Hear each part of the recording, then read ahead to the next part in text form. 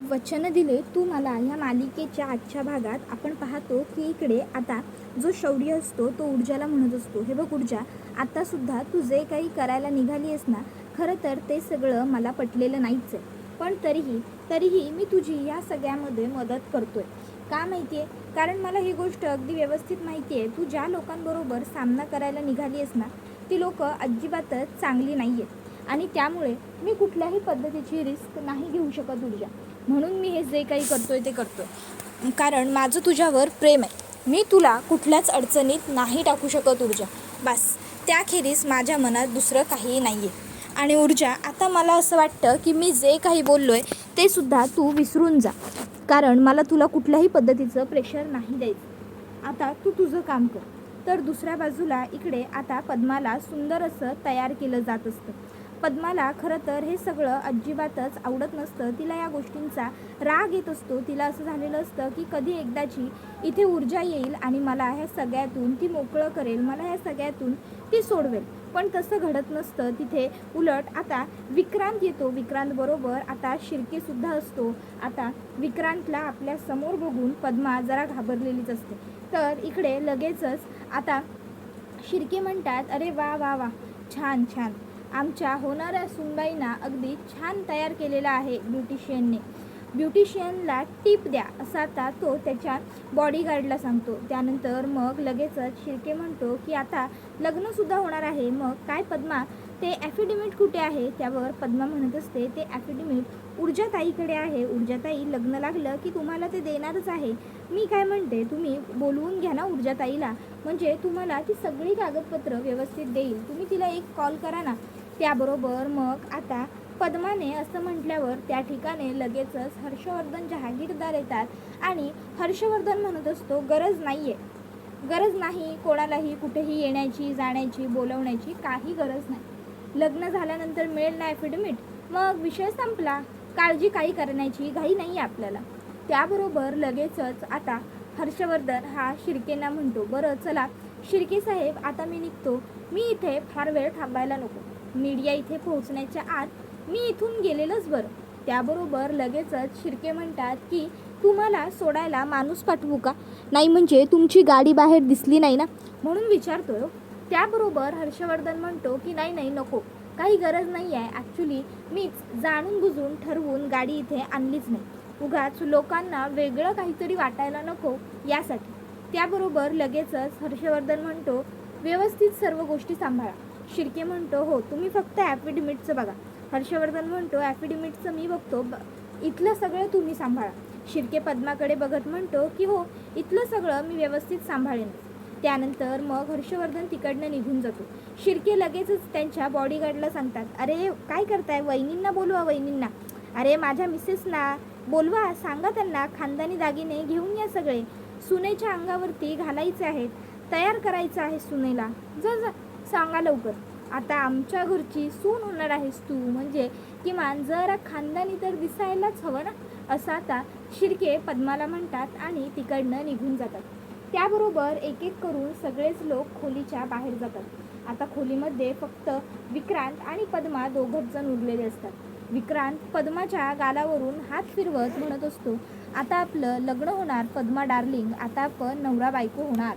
तर दुसऱ्या बाजूला इकडे आता शिर्केंनी पत्रकार परिषद बोलवलेली असते.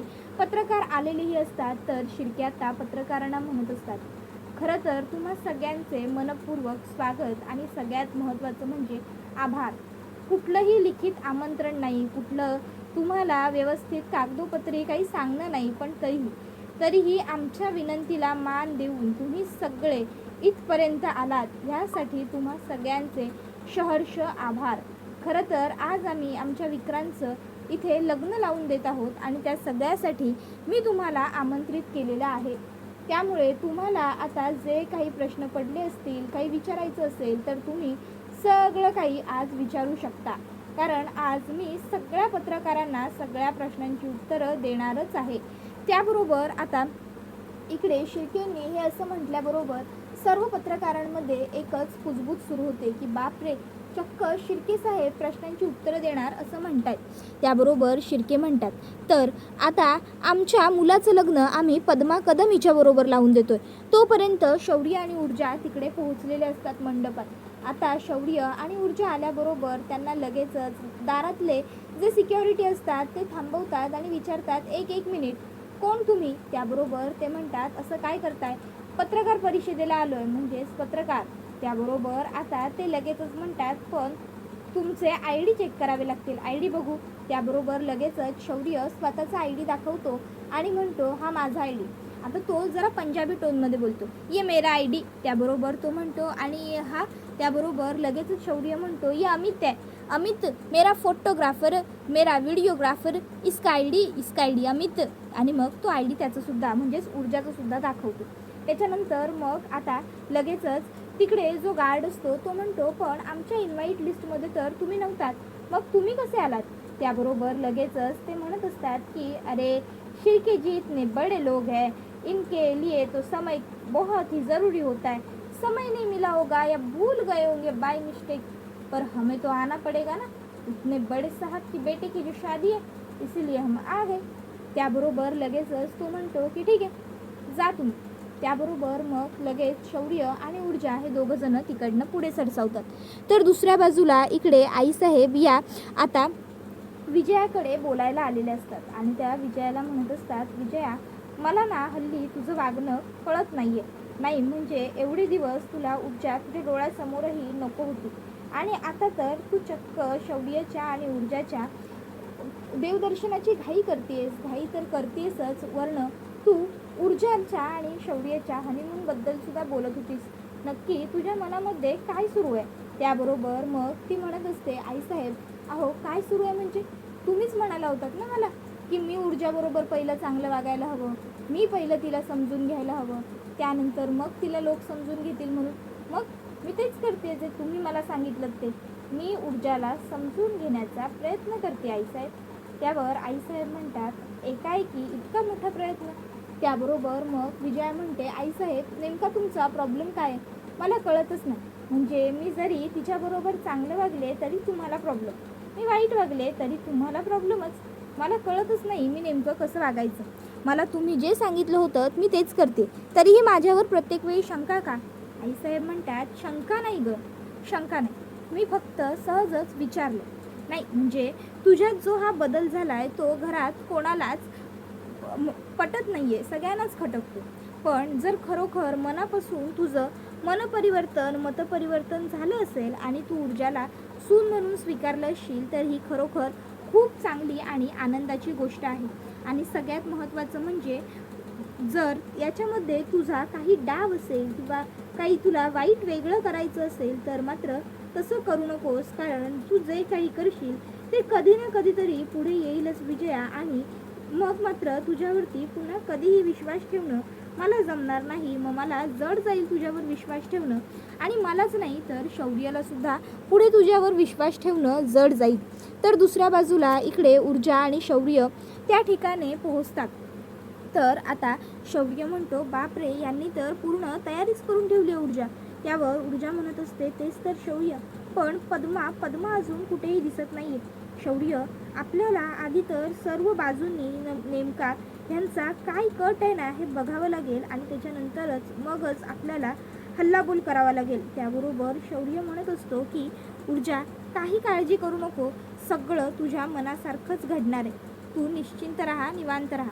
त्याच्यानंतर मग आता इकडे शिर्के साहेब म्हणत असतात, तर विचारा, तुम्हाला ज्याला जे प्रश्न विचारायचे असतील ते प्रश्न तुम्ही विचारा.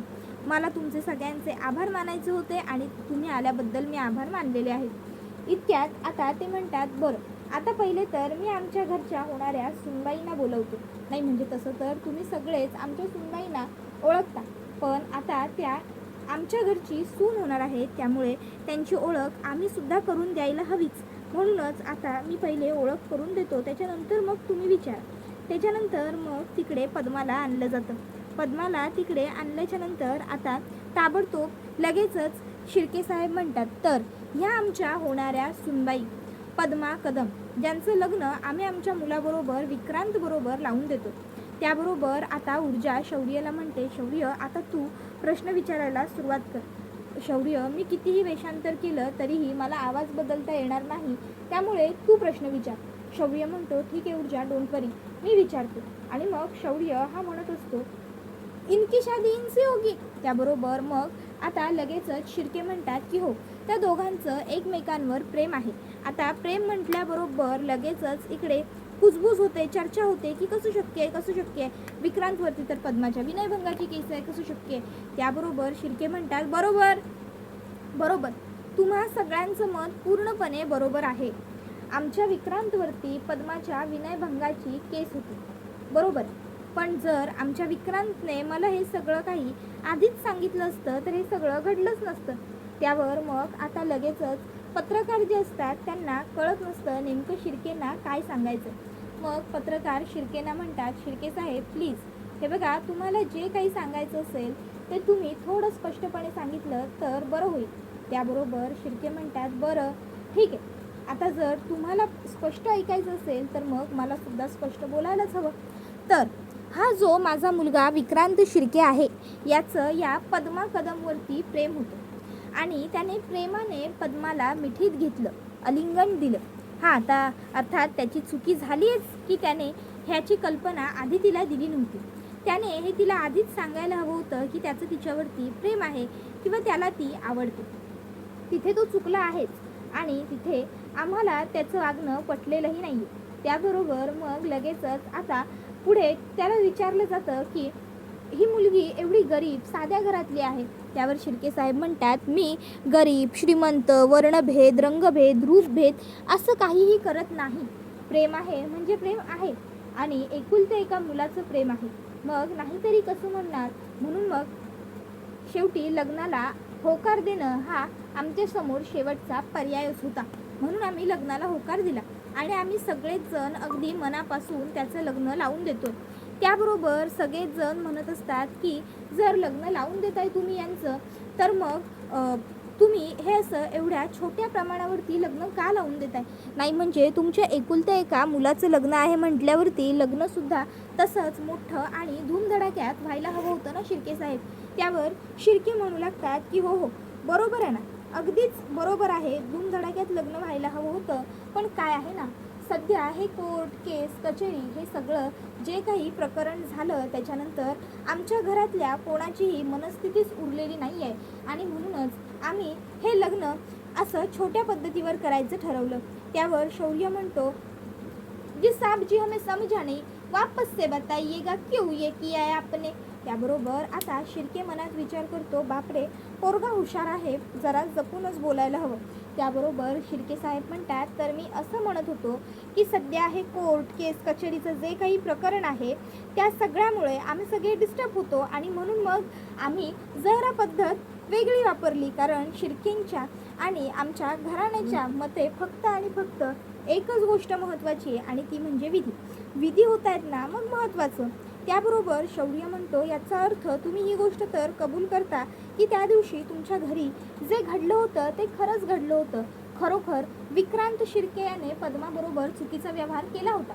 त्याबरोबर लगेचच शिर्के विचार करतो, आता जपून बोलायला हवं आणि ते म्हणतात की हो बरोबर आहे, पण त्याच्यामध्ये चुकीचं असं काहीही नव्हतं. पद्धत चुकली पण भावना मात्र चांगली होती आणि भावना बरोबर सुद्धा होती. आपण एखाद्या व्यक्तीवर जर प्रेम करत असू तर तिला जवळ घेणं ही गोष्ट काही वाईट नाही. हा अर्थात आता त्याची पद्धत चुकली आहे याच्याबद्दल मी दिलगिरी व्यक्त करतो. त्याबरोबर मग इकडे जी पद्मा असते ती मात्र टेन्शनमध्ये आलेली असते. अजून ऊर्जाताई का आली नाही हा प्रश्न तिला पडलेला असतो. तर दुसऱ्या बाजूला इकडे शौर्यने चुकून डोळ्यांवरचा चष्मा काढल्याबरोबर मग मात्र इकडे अर्पिता एकटक शौर्यकडे बघू लागते. आता ती शौर्याला बघता क्षणी ओळखते, हेच डोळे, असं ती आता मनामध्ये बोलते. तर दुसऱ्या बाजूला शिर्के साहेब म्हणत असतात, माझ्या मुलाचं चुकलं आहे पण माझ्या मुलाचा हेतू वाईट नव्हताच. तर आता लगेचच इकडे ऊर्जा ही शौर्याला म्हणते, शौर्य जपून प्रश्न विचार. शौर्य म्हणतो, हो ऊर्जा, तू काहीच काळजी करू नकोस, मी आहे ना. आणि त्याच्यानंतर मग आता लगेचच जो विक्रांत असतो तो त्यांच्या बॉडीगार्डला बोलवतो आणि म्हणतो, ए इकडे ये रे. त्याबरोबर बॉडीगार्ड तिकडे येतो आणि बोला ना साहेब असं बोलतो. त्याबरोबर विक्रांत विचारतो, मला सांग, ते जे 2 पत्रकार सगळ्यात शेवटी उभे आहेत ते कोण आहेत? त्याबरोबर मग लगेचच तो म्हणतो की साहेब कोण आहेत म्हणजे? त्याबरोबर मग लगेचच विक्रांत म्हणतो, अरे म्हणजे त्यांचे आय डी तपासलेस का? त्यावर तो म्हणतो की हो तपासलेत ना साहेब, सगळ्याच पत्रकारांचे आय डी तपासलेत. त्यावर लगेचच विक्रांत विचारतो, कुठून आलेत ते दोघं? त्यावर तो म्हणतो, मुंबई टाइम्सकडून आलेत साहेब. त्यावर पुढे आता तो सांगत असतो, पण साहेब यांना आपण आमंत्रणच दिलं नव्हतं, हे लोक कसे आले काहीच कळत नाहीये. त्यावर विक्रांत म्हणतो, अरे जाऊ देत ना, आलेत ना, बरं झालं, उलट आपली बातमी मुंबई टाइम्सच्या पेपरमध्ये सुद्धा जाईल. त्याच्यानंतर मग आता लगेचच तो तिकडनं निघून जातो. ऊर्जा शौर्याच्या कानात कुजबुजते, शौर्य कदाचित या लोकांना आपल्यावरती संशय येतोय, आपण जरा जपूनच राहायला हवं. त्यानंतर मग आता पुढे पत्रकार प्रश्न विचारायला सुरुवात करतात. साहेब अहो, जर तुम्हाला यांच्या लग्नापासून काहीच अडचण नाही आहे तर तुम्ही हे लग्न मोठ्या प्रमाणावर का लावून देत नाही आहात? म्हणजे एवढ्या कमी लोकांमध्ये एवढ्या शांतपणे साध्या पद्धतीने तुम्ही चेंबूरमधल्या तुमच्या या बंगल्यावरती तुमच्या मुलाचं लग्न लावताय. तुम्ही तर तुमच्या मुलाचं लग्न ग्रँड करायला हवं होतं ना. त्याबरोबर शिर्के म्हणतात, बरोबर बरोबर, अगदी बरोबर, मला सुद्धा असंच वाटत होतं, पण काय करणार, मनस्थिती नाही, सांगितलं ना आधीच. त्यावर मग पुढे ऊर्जा म्हणते, शौर्य आता पुढचा प्रश्न तू विचार. मग शौर्य म्हणतो की साहेब याचा अर्थ त्या दिवशी तुमच्या बंगल्यावरती जे काही घडलं असं इकडे आमचं सगळ्यांचंच म्हणणं होतं ते खरं होतं, तर तुम्ही म्हणत होतात की ते सगळं खोटं आहे वगैरे. विक्रांत शिर्के तेव्हा घरीच नव्हता, पण तेव्हा याचा अर्थ विक्रांत घरीच होता, बरोबर ना? त्यावर शिर्के साहेब म्हणतात, हो हो अगदी बरोबर. मग तुम्ही खोटं का बोललात असा प्रश्न विचारल्यावर शिर्के सांगू लागतात, काय करणार, वकिलांमुळे खोटं कधी कधी बोलावंच लागतं. आता तुम्हाला आमचे वकील तर माहिती होतेच, हर्षवर्धन जहागीरदार एवढे मोठे वकील होते ते. मग काय करणार, ह्या अशा परिस्थितीत आम्हा लोकांना वकिलांचं ऐकण्या वाचून काही पर्याय उरत नसतो ना. आणि मग शेवटी वकिलाने जे सांगितलं ते ऐकावं लागलं. ते म्हणाले विक्रांत घरी नाही आहे असं स्टेटमेंट करायचं, म्हणून मग तसं केलं. आता ऊर्जा म्हणते, बघितलं शौर्य, ही शिर्केसारखी लोक ना कोणाचीच होऊ शकत नसतात. बघ बघ काय म्हणाला तो. त्याबरोबर शौर्य म्हणतो, हो ग ऊर्जा, तुझं अगदी बरोबर आहे. डॅड उगाचच याला सारखा आपला मित्र मित्र मित्र करत असतात, ची लायकीच नाही आहे मैत्री करण्याची. त्यावर ऊर्जा म्हणते, असो आता बघ पुढे. मग शौर्य पुन्हा पुढे बघतो. आता पुढे पुन्हा मग दुसरे पत्रकार सुद्धा असतात, ते सुद्धा प्रश्न विचारत असतात. ते विचारतात की म्हणजे तुमचे जे वकील होते हर्षवर्धन जहागीरदार, त्यांनी केस रचण्यासाठी खोटं नाटक केलं का? शिर्के म्हणतात की हो ना, मग काय, नाटकच होतं ते. त्याबरोबर आता इकडे जी पद्मा असते ती मात्र खूप जास्त घाबरलेली असते, भेदरलेली असते, कारण तिला वाटत असतं की अजून ऊर्जाताई आली कशी नाही, ऊर्जाताई नाही आली, इथे नाही पोहोचू शकली, तर मी काय करू, हा एक महत्त्वाचा प्रश्न पद्माच्या मनात चलत असतो. तर दुसऱ्या बाजूला इकडे शिर्के मात्र थापांवर थापा मारतच चाललेले असतात. तर आता ते म्हणत असतात की हे लग्न आम्ही सगळे घरातले अगदी मनापासून लावून देत आहोत, पद्माला आम्ही आमच्या घराची सून मनापासून करून घेतो. तर सगळे पत्रकार म्हणतात की खरंच, पण पद्मा कदम ही किती सुंदर दिसते, आम्ही हिला कोर्टात पाहिलं होतं, कोर्टात ही अगदीच साधी दिसत होती आणि आता इतकी वेगळी दिसते की म्हणजे खरं तर ओळखायलाच नाही आलं. त्याबरोबर लगेचच आता शिर्के म्हणतात, अर्थात आता ती आमच्या घरची सून होणार आहे म्हटल्यावर हा एवढा बदल होणं तर तिच्यावरती साहजिक आहेच ना. आता तिने सुंदर दिसायलाच हवं, सुंदर राहायलाही हवं. त्याबरोबर मग आता लगेचच शौर्य म्हणतो, ऊर्जा अगं आपण आता अजून काय करतोय, का थांबलोय? त्यावर ऊर्जा म्हणते, शौर्य म्हटलं ना, आपल्याला यांचा पूर्ण प्लॅन काय आहे हे कळायला हवं, मगच आपण यांना व्यवस्थित एक्सपोज करू शकू. त्याबरोबर शौर्य ठीक आहे असं म्हणतो. तर दुसऱ्या बाजूला इकडे शिर्केंना हर्षवर्धनचा फोन येतो आणि हर्षवर्धन शिर्केंना सांगतो, हे बघा शिर्के, लवकरात लवकर लग्न लावून द्या, लग्न लागलं की मगच आपण ॲफिडेव्हिट मिळवू शकणार आहोत. शिर्के म्हणतात की हो हो काळजी करू नका, आता इकडे लग्नाचे विधी सुरूच आहेत. तर शौर्य म्हणतो, ऊर्जा अगं लग्नाचे विधी सुरू झाले, आता आपण काय करायचं आहे? ऊर्जा म्हणते, शौर्य अरे फक्त थोडा वेळ अजून कळ काढायची आपल्याला, मी इथे वाट बघत आहे देशमाने साहेबांची, त्यांनी मला सांगितलं आहे की ते बाहेर आले की ते आपल्याला कॉल करतील म्हणून. एकदा का त्यांचा फोन आला ना की मग पुढे आपण सुरुवात करूया. तर दुसऱ्या बाजूला आता गुरुजी म्हणतात की आता वराने वधूच्या आणि वधूने वराच्या गळ्यात हार घाला, त्याबरोबर मग मात्र आता ऊर्जा आणि शौर्य घाबरतात आणि हा व्हिडिओ इथेच संपतो. व्हिडिओ आवडला असेल तर व्हिडिओला लाईक करा, चॅनलवर नवीन असाल तर चॅनलला सबस्क्राईब करा आणि बेल आयकॉन आठवणीने प्रेस करा, जेणेकरून तुम्हाला पुढच्या प्रत्येक व्हिडिओचं नोटिफिकेशन मिळत जाईल. पुढचा व्हिडिओ येईपर्यंत या व्हिडिओचा आनंद घेत राहा. तुम्हाला ही मालिका कशी वाटते हे आम्हाला कमेंटमध्ये नक्कीच सांगा. टाटा बाय बाय, धन्यवाद, take care all of you.